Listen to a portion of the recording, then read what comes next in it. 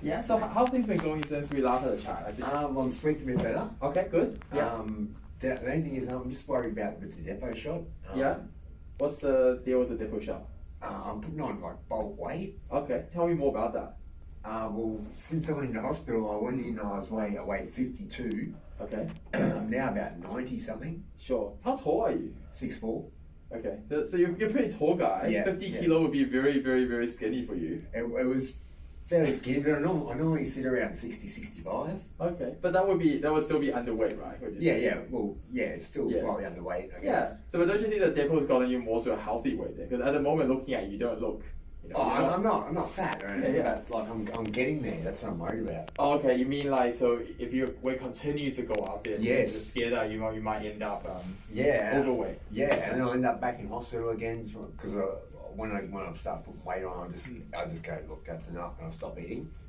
Right. Okay. Because the issue with the depot shot is that we know that it does increase your weight, right? Because it makes people hungry, so it means you eat a bit more. Yeah. So what that means for a lot of people. Does it also bind to the proteins in your body? What do you mean by that? I read on the internet that paliperidone and antipsychotics bind to the proteins in your body. 90% of the like any protein you consume, instead of being burnt by the body, it stores. It attaches to like fat cells and the proteins. And so I think, so to kind of put it simply, antipsychotics have two mechanisms, right? The main one is that, so with paliperidone, it's like that it can make you more hungry. Yeah. The main thing is that it makes people crave for junk food. And so that's what the main part of what makes people gain weight. But the other part, like you said, I don't know about the protein explanation, but it does have an effect on metabolism. So it does make people more efficient at storing kind of the the sugars and the fats and to help them kind of store more energy. And so for people, most people tend to gain a little bit of weight on the paliperidone. Yeah. So paliperidone, you're saying is a healthy weight he's gaining from paliperidone? So I think before, from the sounds of, I've never met you before, so I don't know how what you weighed before, but that sounded very underweight for you. Yeah, right? I mean, I was fairly underweight, 6'4". Yeah, so arguably, the paliperidone put your appetite to a normal level. So it did. I mean, I was getting there as it was. Yeah.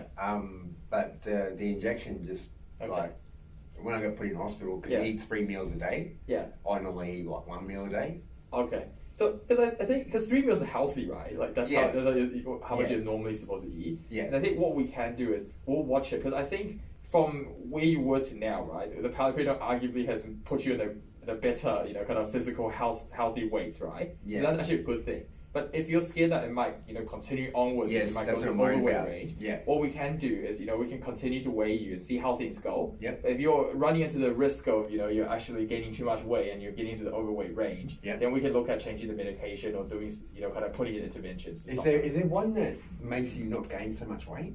So there are like Abilify or something. So Abilify, for example, is a lot kind of what we call weight neutral, right? So it doesn't gain weight like paliperidone does, because it doesn't tend to make people hungry. Yeah. So that could be an option. I'll have to look at your notes and things like that. But I think for the time being, it looks like the paliperidone has put you in a good way. Right? If we're finding that so that's going overboard and you're going to kind of overweight territory, then we can look at intervention, because we do care about metabolism. This is important. If you make everyone diabetic and fat, then that's not going to improve their health, right? Yeah, that's what I'm worried about. But I'm saying that you're not there, so you're nowhere near that range. Another thing I'm getting. My hands are cramping up all the time. Okay. Getting muscle cramps. Yeah. Where do you get the muscle cramps? Mainly your hands? In my hands. Yeah. Like, if I do anything like grab a pair of scissors and start chopping something up or cutting a piece of paper or something, my hands will cramp up. Okay. Do you get cramps anywhere else, like in your arms and your legs? Occasionally in my calves. Okay. If I stretch and I stretch too hard, I'll get cramps in my calves. But these cramps are mainly in my hands. Yeah. That's not usually related to our medication. So sometimes paliperidone can make people what they call EPSCs, right? What happens is people can become a bit unsteady, or they can be really stiff. Yeah, but that usually applies to their whole body. So if you're getting little cramps in your hands and your feet, you might it might be worthwhile if it's really bothering you, seeing a GP. And sometimes they can give you like magnesium or that's what I was thinking. I need magnesium sulfate. Maybe. So it works for some people, and cramping is a very common issue that a lot of people get. Yeah. I never used to get it. I've never ever got cramps, and now all of a sudden I'm cramping all the time. Okay, so maybe if it's bothering you, maybe it's worth getting it checked out and see if a bit of supplements can help with that. Yeah. Right. But the main thing that what we look out for is a movement disorder. If you get paliperidone, the dose is too high. Yeah. What people can get quite stiff, so they walk around like a No, robot. I don't get stiff. Yeah, that's the main thing. But if you're feeling that you are getting stiff, Yeah. then it's important to let us know because that's a side effect. We can fix it pretty easily. Right. How long do you expect Brad to be on treatment authority for till you guys lift it? So usually, because we only known you for when did you get transferred here? Not that long ago, right? We've known you for about 3 or 4 months or something. No, I've actually been with PA Mental Health have you? for 25 years now. So I've only known you for 3 or 4 months. Yeah. Yeah. So what happens is I go into hospital. Yeah. Occasionally, I've been in hospital 8 or 9 times. Yeah. So you were only just discharged recently, right? Yes. So 3 or 4 months like ago. Yeah, that's right. 14 weeks ago or something Yeah. from the RBH. Yeah. So usually what we do is we keep people on treatment authority for about 6 months and then we reassess. So once if you've been in hospital with a relapse, and we'll look at it and we'll say, okay, for the first 6 months, which is usually about 2 or 3 appointments, we kind of see how you're going, and if you're stable, we can look at lifting it. Okay. What's kind of your history with the Mental Health Act? Do you usually, kind of you get it lifted, and then every once in a while, you kind of Like he doesn't do anything wrong. Like people make funny phone calls saying like it's his brother and he's not very good, and then the people have police done come to his house and they take him and put him in Okay. the What mental were- hospital. what were the police call you if your brother someone prank calls you? No, my brother didn't prank call me. Someone rang Yeah. the police Yeah. and said, can you do a welfare check on his brother? And so I rang my brother and said, did you call the police and get them to do a welfare check on me? And he said, no. Oh, so apparently someone called the welfare check on you. In the police Yes, case. yeah, and that's what happened. But why did the police bring you to hospital then? Because I was underweight. Oh, okay. You're quite physically unwell, is it? What do you think? I wasn't physically unwell, but I was underweight. Yeah. But if you were 40-something kilos at your height, you would have been severely, I'm underweight. pretty emancipated. Yeah, exactly. And that would have been, maybe they would have brought you to hospital for that. That they did. Yeah, that's a possibility. I don't know, but I guess That's exactly my right. point is next time when we see you, we can look at look at that a bit more. But you can look at just if you can see my admissions at all. Yeah. They weigh you when you go in. Yes. So every time I go in, I'm always like 40 kilos, 45. Yeah, but that means you need to eat better, right? Because Yeah, I know. Because being underweight, right, is a big risk factor for poor health. Right. And you can get into a lot of trouble. But I've been like that all my life, so I'm used to it. I really am. Yeah. Okay. Yeah. Okay, that's all right. And so you say the sleep is a bit better now. Yeah, sleep's a bit better now. A bit better now. Yep. Your mood. Mood's fine. Mood's fine. Yeah. Any voices talking No. around to get you. No. TV talking to you. No, I giving never you have. messages. Stuff like that. Okay. Do you feel safe where you are? Yeah. Yeah. Do you live by yourself or Yeah. someone? Yeah. By myself. Do you look after yourself, or does carers come and help you? No. No. So you're independent. Yes. Okay. Do you have you on DSP? Yes. Yeah, but you're not on NDIS, is that right? No. No, okay. So you kind of manage your own household thing. Yeah. Okay, Yeah. sure. Any substances recently? Marijuana, amphetamine? Yeah. cocaine? Occasionally I smoke a bit of marijuana, Okay, sure. but that doesn't give me psychosis. I hate being in psychosis. Mm-mm. I absolutely hate it. Yeah. And the last thing I would do is do something to cause a psychosis. Yeah. So, All the doctors go, marijuana causes psychosis. It does not cause psychosis. it does for some We're people. two schizophrenics sitting here right now that we Yeah. swear to you, Yeah. it does not cause No, psychosis. it does for some people. Yeah, it does. But, I but, understand. yeah. I understand that. So I think the takeaway is that for some people, marijuana does cause psychosis. Yes, But yeah. for some people, it doesn't. Yeah, So, yeah. It's not one. But if you start smoking amphetamines, for example, Exactly. you get very psychotic very Yes, quickly. yeah. Right, okay. And so, I'm not an amphetamine. okay. And if we take you off the treatment authority, would Yeah. you take your medication? Your Yeah, Depo? if they said, oh, we'll take you off the treatment authority, but we want you to keep taking it, Yeah. I would yeah. take it. What's your understanding if you were off medication? Because if all the medications stop, what might happen? Nothing, Nothing. no. Okay. Why do you think you're The on the medication, medication? the medication doesn't actually do anything to me. Okay. The reason they put me on the medication is I go in there and they say he's schizophrenic. Hmm. Because I have been diagnosed schizophrenic Yeah. before. And I've been in with a couple of drug-induced psychosis from when I used to use speed. Yeah. So I've had a few drug-induced psychoses. Well, as soon as they get there, they go, bang, he's schizophrenic, put him in the psych ward. He weighs 40 kilos, he mustn't be well.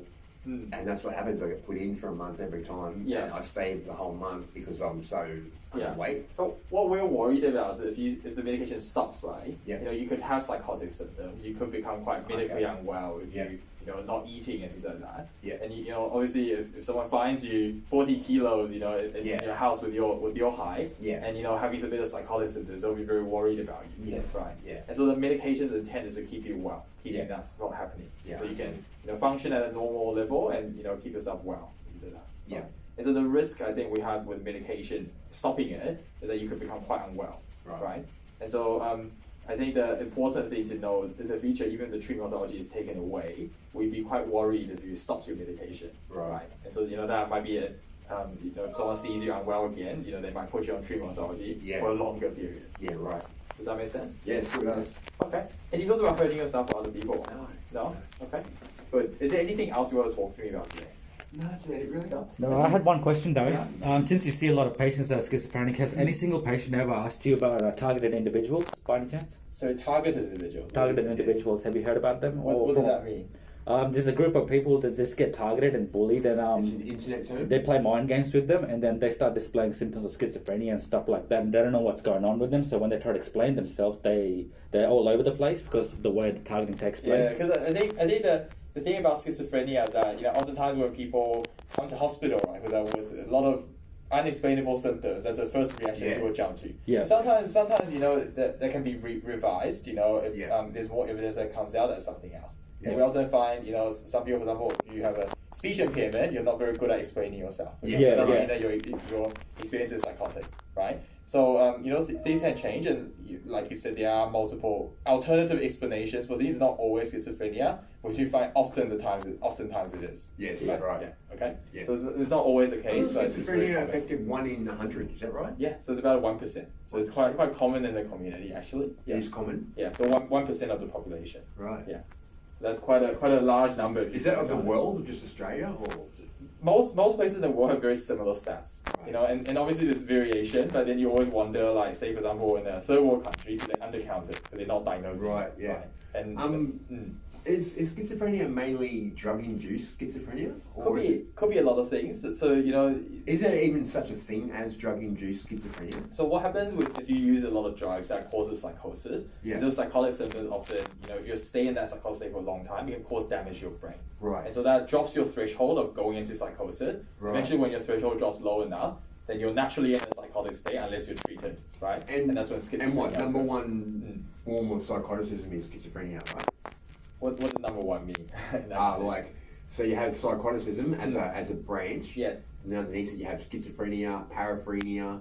Yeah. So there's a lot of different diagnoses that have say if you had a symptom of psychosis, it could be a lot of things, right? Right. And schizophrenia is one of them. And so if you have chronic psychosis, well untreated, then schizophrenia is often the most likely diagnosis. If ever I have a psychosis, it lasts for about 8 hours. And that's always when I'm depleted, when I'm weighing 40 kilos, I haven't slept for a week or two. Because when you don't eat, you can't sleep.